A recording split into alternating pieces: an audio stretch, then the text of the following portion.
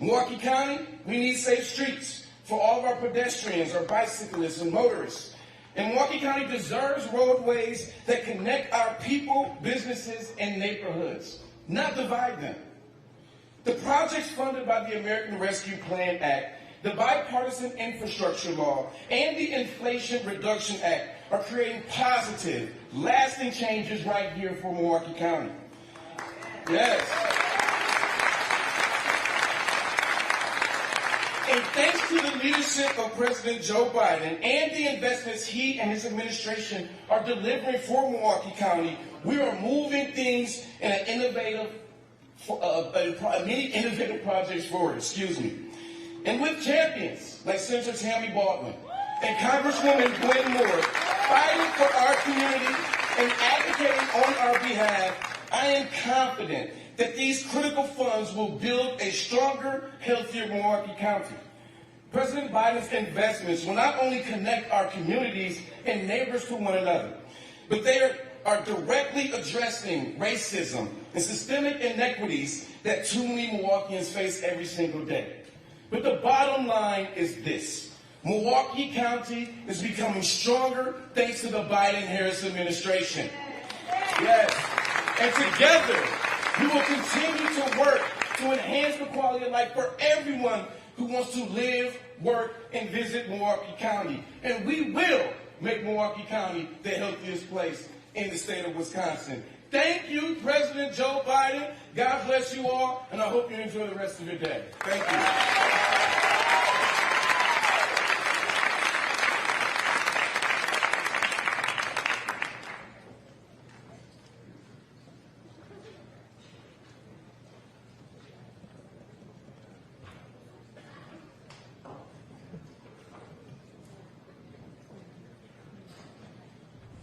Please welcome Mayor of Milwaukee, Cavalier Johnson.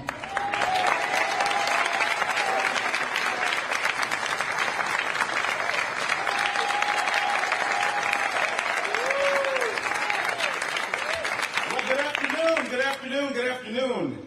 I am so honored, really so honored to welcome a champion for Wisconsin, a champion for the people of Wisconsin. That is our President, Joe Biden.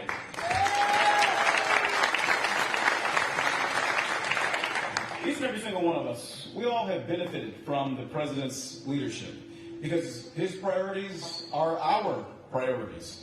And the President has acted, improving safety and strengthening the economy here and across the entire country. Let me tell you how important his leadership is. With the American Rescue Plan Act that just recently celebrated its 3rd anniversary, the Biden administration has preserved essential local services.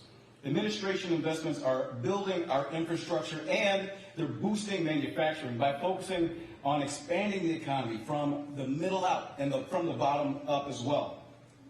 This economy is growing in a way that Milwaukee families right here in our community, families right here in our state, can be proud of because they're all doing better. And for that, I say thank you, Mr. President. Thank you.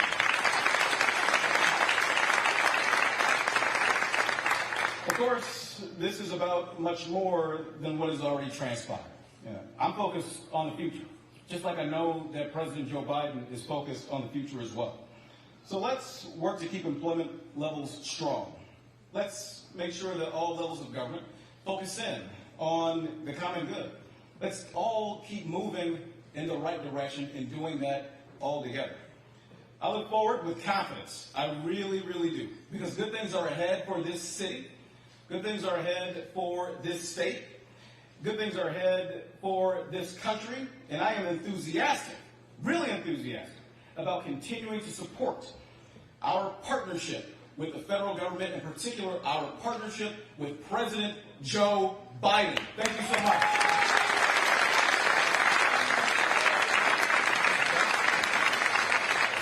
Please welcome Representative Gwen Moore.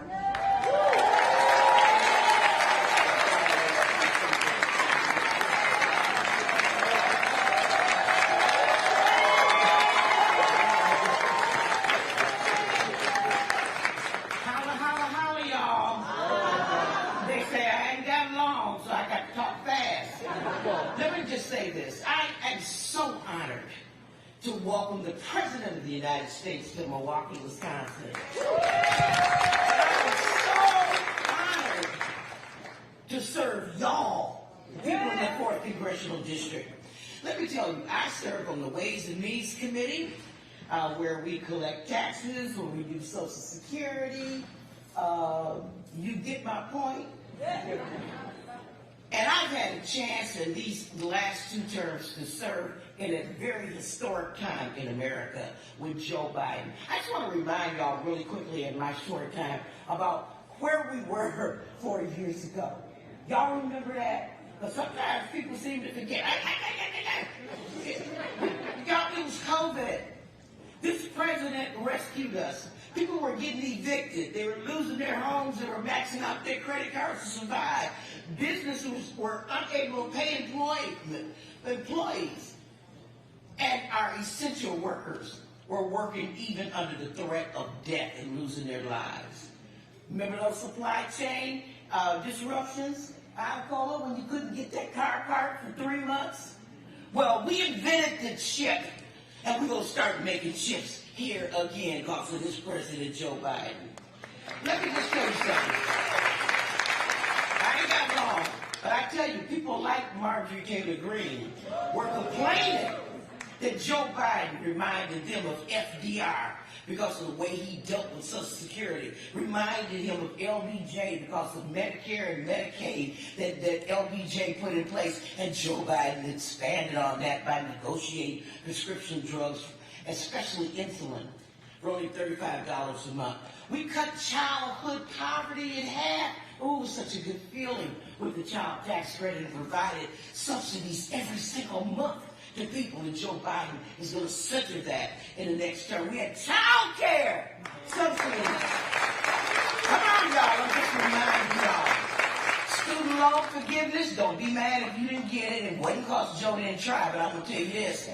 There was a whole lot of people that had those predatory loans from universities like Trump University forgiven y'all because of Joe Biden, despite Republican opposition.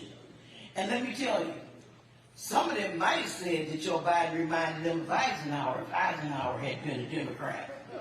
Because the greatest infrastructure projects since Eisenhower have occurred under Joe Biden. And I am so happy that he is here to announce this initiative. You know, I'm old enough to have gone to church on 5th and Galena and be able to walk there from my house on 11th and Highland. Can't do that now because of the Park West Freeway and the destruction of our community and our sense of our community and being together. All that's going to change with this announcement today, y'all. And so I just want y'all to remember what it was like, what happened when we were rescued, and what it's going to be like when we re-elect Joe Biden, a person who puts people over politics. Thank you.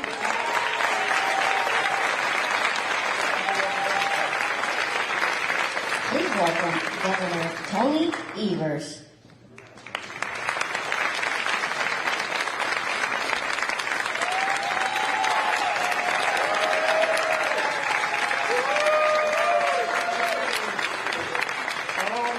It's great to be here again, and how about my friend Congresswoman Moore?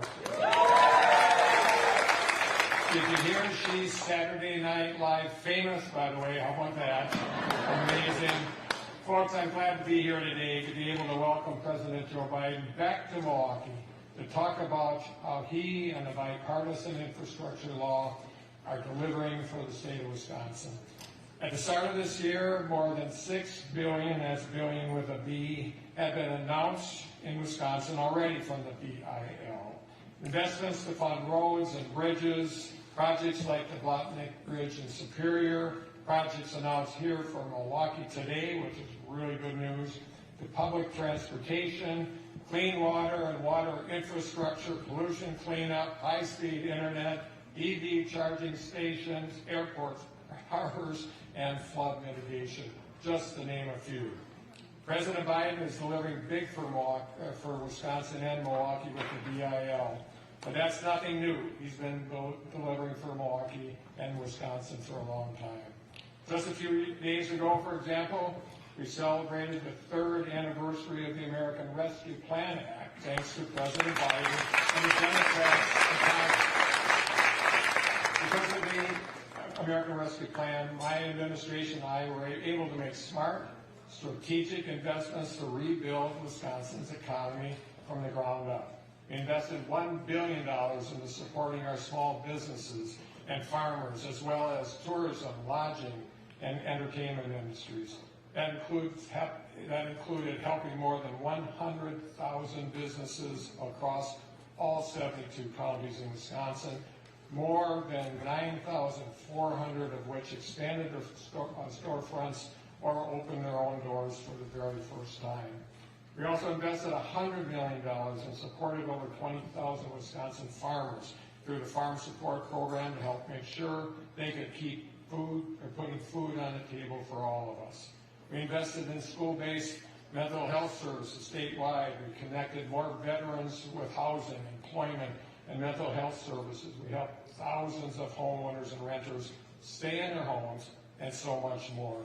All of this was possible because of the American Rescue Plan Act funding I was able to direct, thanks to Congresswoman Moore, Senator Tammy Baldwin, and President Biden. And the BIL is already helping us build upon this important work to continue doing the right thing and delivering big for Wisconsin. Together, we're not just building a 21st century infrastructure Wisconsins need and deserve, but the future is much more sustainable, more connected, more just, more equitable, and where working families have the opportunity to get ahead. And thanks to President Biden, we're going to get that done. So thank you so much.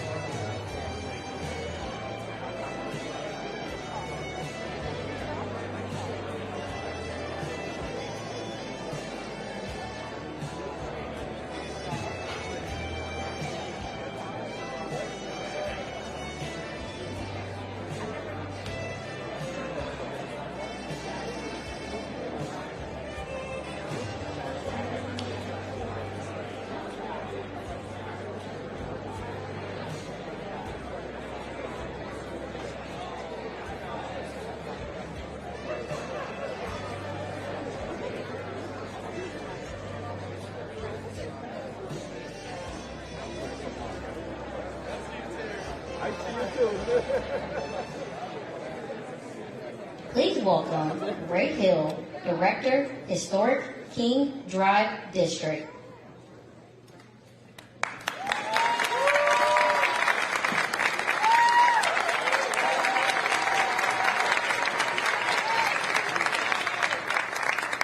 Good afternoon. I am Ray Hill, and I have the pleasure and honor of serving as the Executive Director of the historic King Drive Business Improvement District number 8.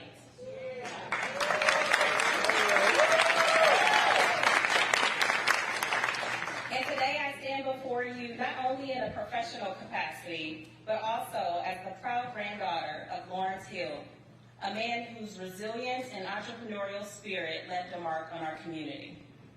In 1949, my grandfather, honorably discharged from the Navy, opened his first restaurant on 619 West Walnut Street, 1 block away from where we are now. But because of racially charged urban renewal policies in the 1960s aimed at suppressing this community, his restaurant was demolished when 6th Street was widened.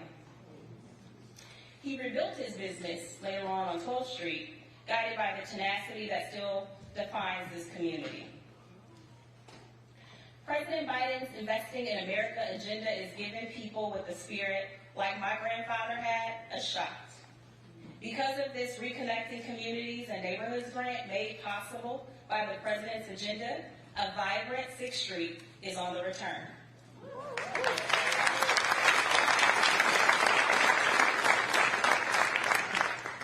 Projects like Complete 6th Street transcends infrastructure. They are commitments to community, to safety, mobility, and equality, especially for the neighborhoods that were burdened by historical disinvestment and the freeway expansion. 75 years later, if my grandfather was alive, he would be proud. It is my distinct honor to introduce the individual leading this transformative charge with a vision centered on connecting people rather than dividing them. Please join me in welcoming our President of the United States, President Joe Biden.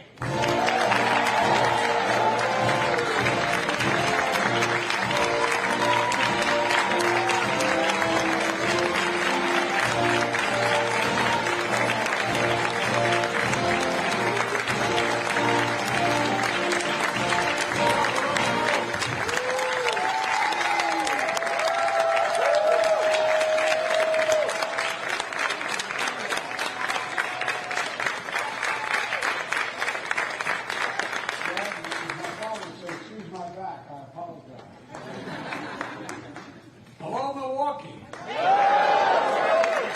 Thank you, Rick, for your introduction and for sharing your family story with so many of us. Your grandfather served our nation in uniform, and he started a family business only to see it demolished and the community disconnected because of a new highway. But he never gave up, neither of you nor of the people of this community. I want to thank you. Governor Rivers, my good friend, thank you, Governor, you're the best. And I want to thank you for your partnership across the board for getting us through COVID, rebuilding the economy, and so much more. The same goes for great Senator Tammy Baldwin and your incredible Congressman, Gwen Moore.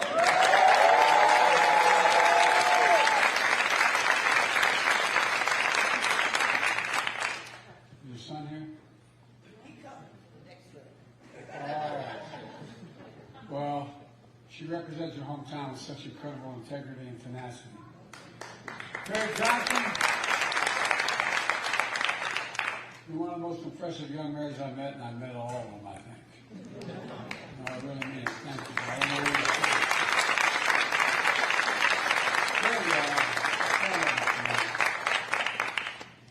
I warn anybody, don't run for mayor. They know where you live and you think you solve all your problems.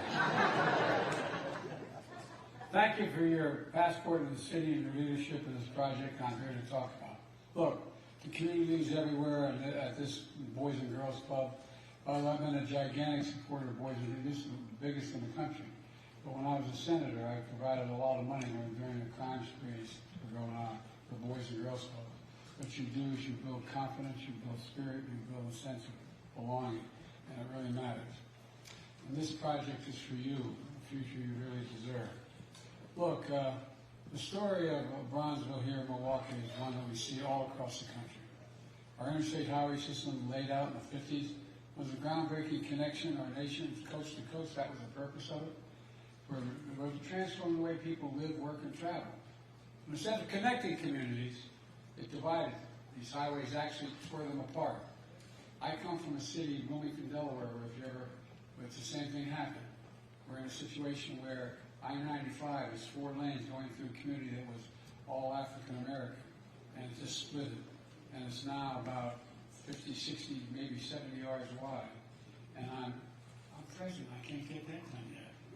Why did you guys get it first? I don't know. No, but all kidding aside, the same thing happened here, and many cities across the country. There are also cities all across America where highways used to be, and they, along with redlining, they disconnected entire communities from opportunities, sometimes in an effort to reinforce segregation. That's what happened here in Milwaukee. More than 100 years ago, Bronzeville was the home of a thriving hub of black culture and commerce. Homes and apartments owned by black families. Black small business from hotels to jazz clubs to restaurants like Ray's Grandfather. In the middle of the 20th century, tens of thousands of black Americans migrated from the South to Milwaukee and other cities in the North to get good paying manufacturing jobs. But by the 60s, so-called urban renewal swept this country. The construction of I-94 and I-43 tore down roughly 17,000 homes and 1,000 businesses, ripping through neighborhoods and nearby roads. Here on 6th Street, the road was widened, displacing residents and businesses, also the people outside the neighborhood could get downtown. Today, 6th Street is a wide road without a protected bike path, bike lanes, or bus lanes, with limited access to the green space. Speeding and reckless driving resulted in crashes 5 times that of the city's average.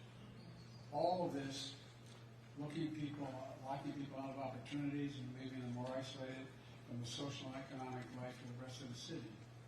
Congresswoman Moore told me when she was a child she lived a short walk from the public library, a safe place to read and learn.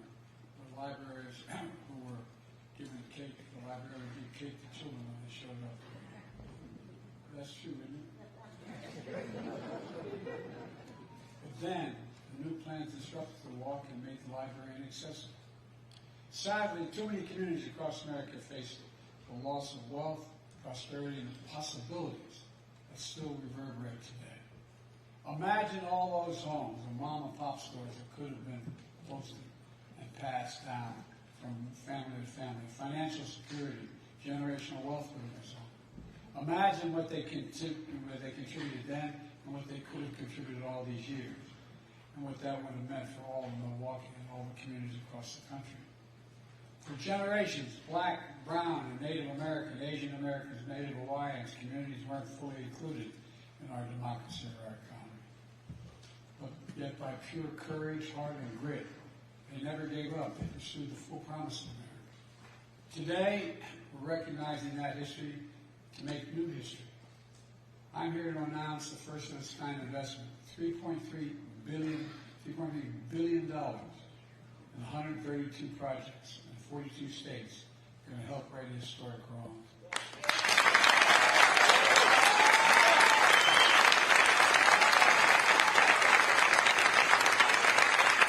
And in the process, delivering environmental justice by reconnecting disadvantaged communities and neighborhoods, and new opportunities for a future prosperity and many possibilities. These investments advance my Justice 40 initiative to deliver at least 40% of all the benefits of clean transit, clean energy, and climate investment to disadvantaged communities. That's the commitment I made and we're keeping. Here in Milwaukee, we'll need $36 million in new federal funding to rebuild 6th Street.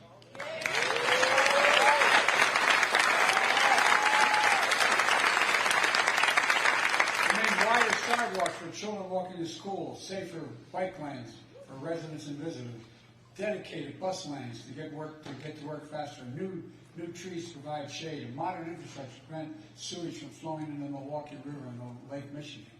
These are life-changing improvements. They're also going to make it easier for historic black communities in the north and Latino communities in the south to access jobs, school, and entertainment. Opportunities in the city and central hub, from watching the Milwaukee Bucks play to attending Milwaukee Area Technical College. And if I didn't mention technical college, I'd go home and sleep alone because my wife is a full-time teacher. Well, I'm not kidding. I'm not. We're going to ensure that good paying construction jobs created in this project go to members of the community benefiting the very same project. On behalf of the congressional delegation, especially Senator Tammy Baldwin, who worked so hard for these funds, we're making sure that the construction materials of this project are made in America.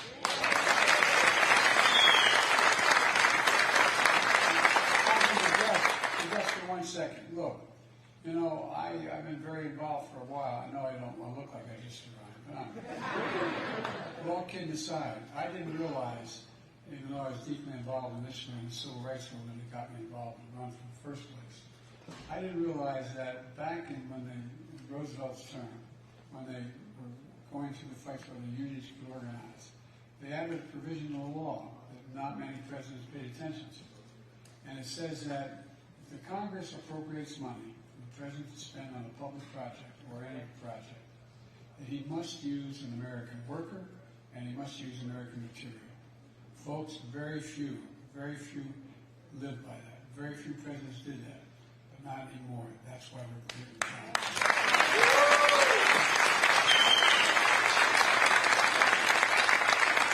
Look, folks, you've lived in and felt the decisions made decades ago.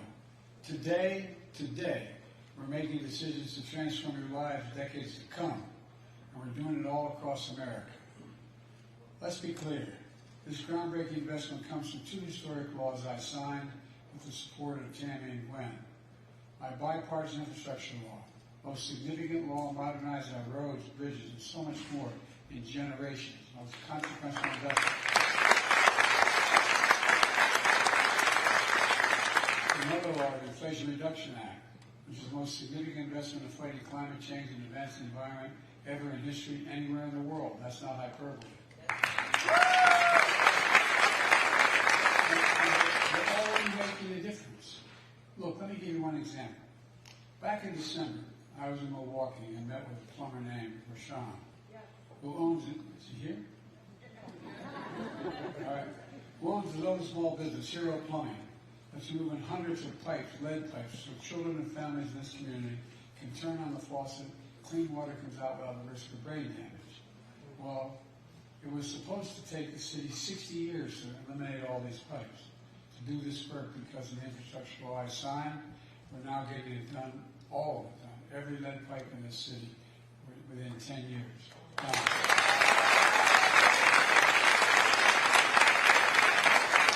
I was proud to have Rashawn as my guest at the State of the Union address last week. Folks, we're on our way to delivering clean water to every American. We're on the way to delivering affordable high-speed internet to every American at low cost. The communities too often left behind, we're rebuilding. We're rebuilding the roads. We're filling in the cracks in the sidewalk. We're creating spaces to live and work and play safely and to breathe clean air and to shop at a nearby grocery stocked with fresh and healthy food. We're taking on housing discrimination, increasing access to home ownership, and building more homes and apartments to bring the cost of rent down.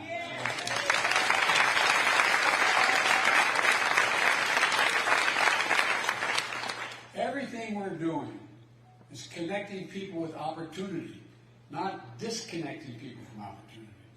And we're seeing progress. Through my American Rescue Plan, we put $1,400 checks in people's pockets to get them through the pandemic. We're investing nearly $80 million in Wisconsin in the state small business credit initiative, helping countless small businesses grow. In Milwaukee, small business applications are up 70% compared to before the pandemic. Small businesses make up half of our economy. We don't talk about big corporations, it's true, they're gigantic. But if you add up all the small businesses, they make up half of all the gross domestic product providing good paying jobs and opportunities. And everyone applies for a small business, a new loan. It's an act of hope. And the share of Black and Latino Americans employed in Milwaukee in 2022 is the highest in more than a decade.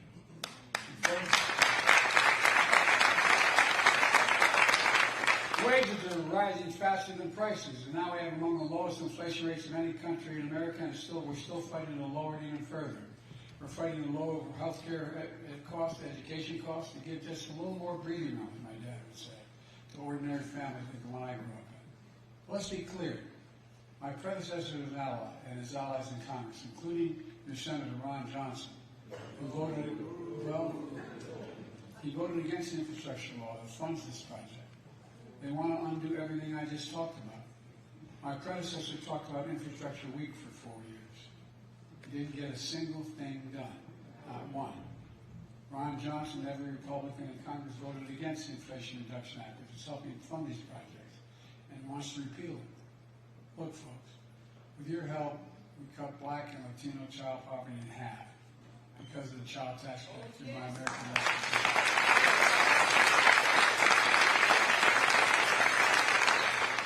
And led by your Senator Ron Johnson, every single Republican in Congress voted against that as well, every single one.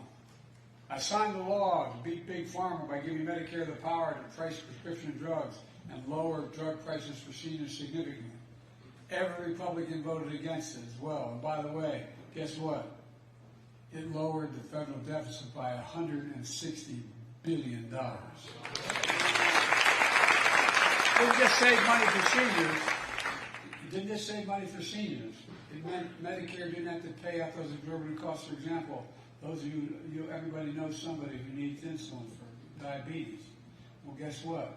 Just lowering the price to $35, and only costs $10 to make, by the way, instead of $400 a month, saved the government all that money. Now they're trying to cut Medicare, Medicaid, and Social Security. Wisconsin's very own Senator Ron Johnson calls Social Security, I get this one, I'm amazed. He calls Social Security a Ponzi scheme. Oh, I'm serious, think about it. Did you ever think of hearing anybody say that? A Ponzi scheme? Give me a break. No, just this week Donald Trump said cuts to Social Security and Medicare are on the table. When asked if he changed his position, he said, quote, there's a lot we can do in terms of cutting. Tremendous amount of things we can do, end of quote. I want to assure you, I will never allow it to happen. I won't cut Social Security. I will not cut Medicare. Instead of cutting Social Security and Medicare to give tax breaks to the super wealthy, I'm going to protect and strengthen Social Security and Medicare to make the wealthy begin to pay their fair share.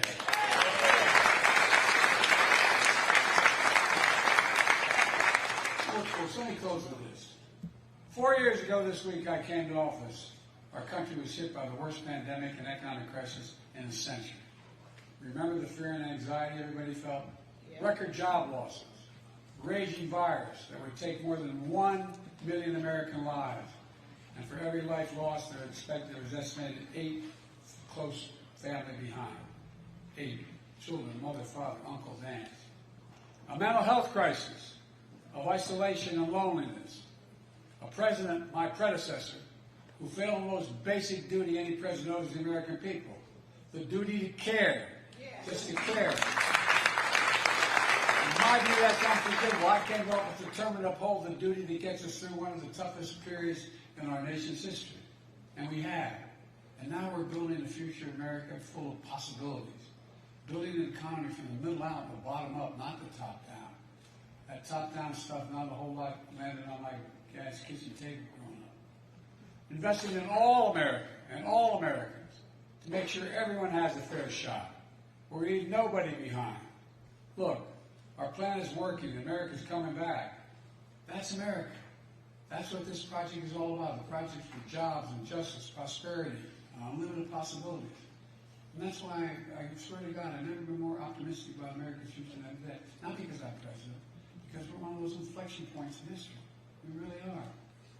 Things are going to change no matter who's president in a big way. They're going to change much for the better or much worse. All we have to do, folks, remember who in God's name we are. We're the United States of America.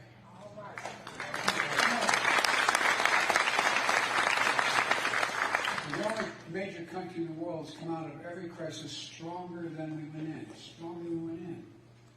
There's nothing beyond our capacity. I mean, sincerely, think about it. There's nothing beyond America's capacity if we do it together. And that's what we're going to do. May God bless you all, and may God protect you. Thank you.